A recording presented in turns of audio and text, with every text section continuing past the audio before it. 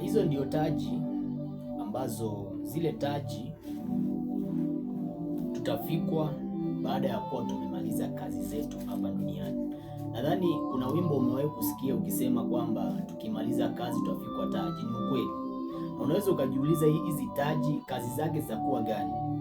Jambo la kwanza, taji inaonyesha ni ishara ya heshima, ni ishara ya mamlaka.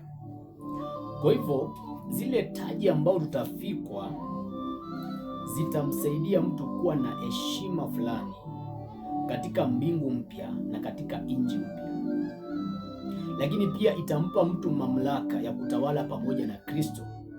Nimekusomea kwenye kitabu cha Ufunuo mlango wa 21 na mstari wa 24 ya kwamba mbinguni, ama kwenye ile mbingu mpya na nchi mpya, kwenye ile Yerusalemu mpya kutakuwa na wafalme. Kwa hivyo wale wafalme watachaguliwa kulingana na taji ambazo watu watakuwa wamevaa. Nielewa? Lakini pia kutakuwa na makuhani wa Kristo kwenye mbingu mpya. I think utasoma kwenye kitabu cha Ufunuo mlango wa 19, 10, 20 mpaka 21. Utaona kwamba kutakuwa na makuhani na wale makuhani watateuliwa kulingana na taji. Kwa hivyo uelewe kwamba zile taji zitakuwa na umuhimu mkubwa sana. Nilikuwa namalizia kuhusiana na taji ya mwisho ambayo inaitwa taji ya utukufu. Kuambia kwamba hii ni taji ambayo hii taji ya utukufu ama ilikuwa ni taji ya haki. Nilikuwa nimeelezea kuhusiana na taji ya utukufu, lakini sasa nilikuwa naelezea kuhusiana na taji ya haki. Hii ni taji ambayo wanaofikwa ile taji ni wale watu ambao watafanya matendo ya haki kwa sababu ya kumpenda Kristo. Wale watu ambao watafanya matendo ya haki kwa sababu ya kumpenda Kristo. Nisoma kwenye kile kitabu cha Timotheo wa pili mlango wa 4 na mstari wa 8. Maandiko yanasema hivi: baada ya hayo nimewekewa taji ya haki ambayo Bwana mhukumu mwenye haki atanipa siku ile, wala si mimi tu, bali ni watu wote pia waliopenda kufunuliwa kwake. Naona sasa, mtu ambaye atatenda matendo ya haki akiwa anampenda Kristo. Ndio maana ukisoma kwenye kitabu cha Mwanzo mlango wa 39 na ule mstari wa 9 utakutana na Yusufu. Yusufu amekutana na Potifa ama mke wa Potifa. Yule mke wa Potifa akataka kwamba wapate kuzini, lakini Yusufu anasema nifanye mabaya haya nimkosee Mungu. Hapa Yusufu alikimbia asifanye mabaya. Ana maandiko yanasema kwamba ikimbieni zinaa, kwa sababu alikuwa anampenda Kristo. Bwana Yesu asifiwe sana. Haleluya.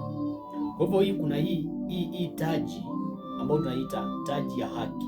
Taji ambayo utafanya matendo ya haki kwa sababu ya kumpenda Kristo. Unajua kuna mtu anafanyanga matendo ya haki si kwa sababu anampenda Kristo, lakini kwa sababu tu yani yeye mwenyewe amependa. Lakini ukifanya tendo la haki kwa sababu ya Kristo, Yusufu alikataa kuzini na mke wa Potifa kwa sababu alikuwa anampenda Mungu. Ndio maana anauliza, nitafanya jambo hili nimkosee Mungu?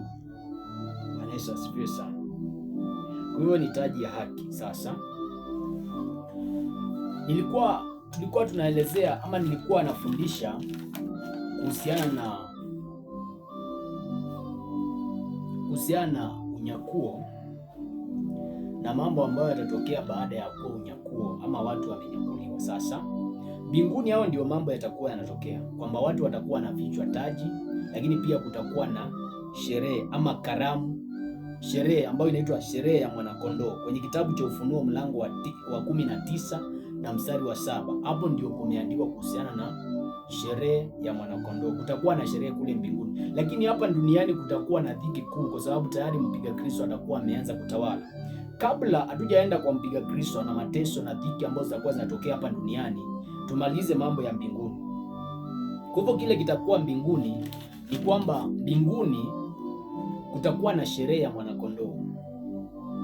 Watu watakuwa wanafarijiwa, walioteswa kwa sababu ya Yesu.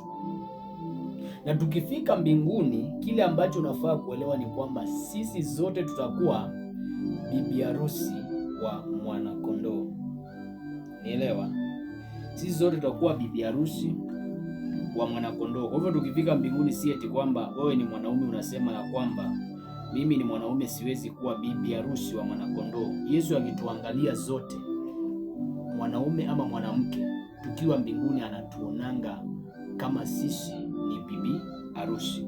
Ndio maana ukisoma kwenye kile kitabu cha Luka mtakatifu 15 na mstari wa 11, yule mwana mpotefu aliporudi kwa baba yake, maandiko yasema ya kwamba cha kwanza baba yake alimfika pete katika kidole chake.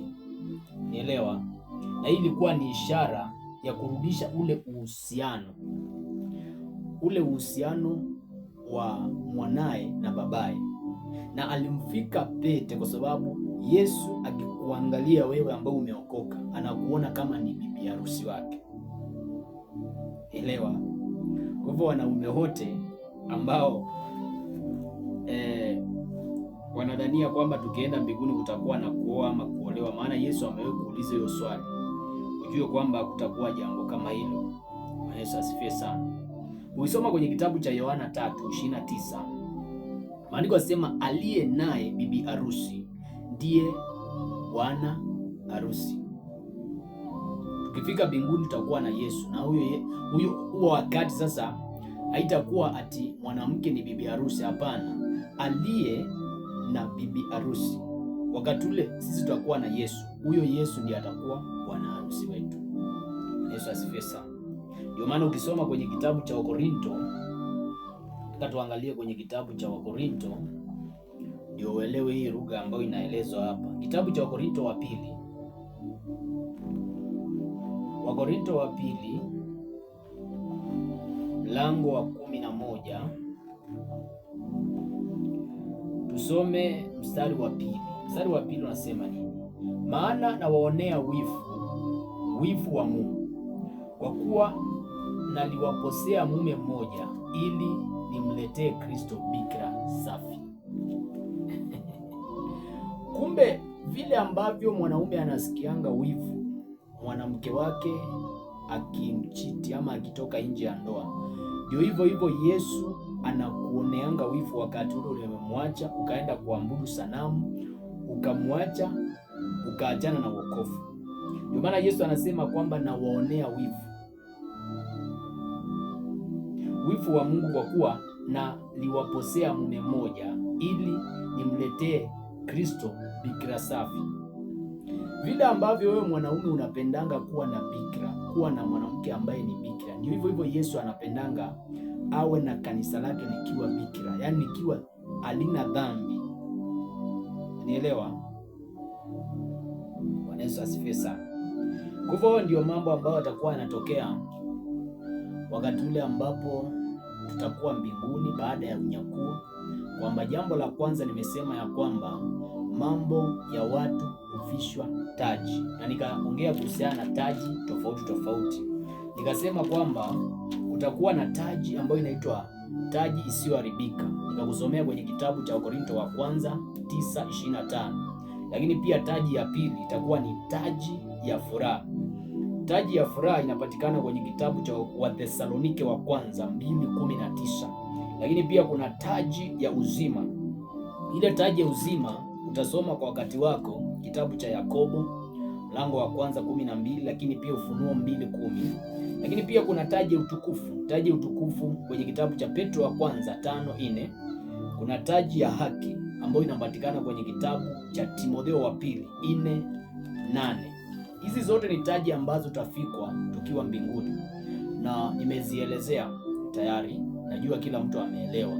Na baada ya taji ama wakati wa taji pia kutakuwa na harusi ya mwanakondoo, kutakuwa na karamu ya mwanakondoo, kwamba kutakuwa na sherehe mbinguni, watu wakifarijiwa, walioteswa, walioumizwa, waliokatwa, waliofanyiwa mabaya.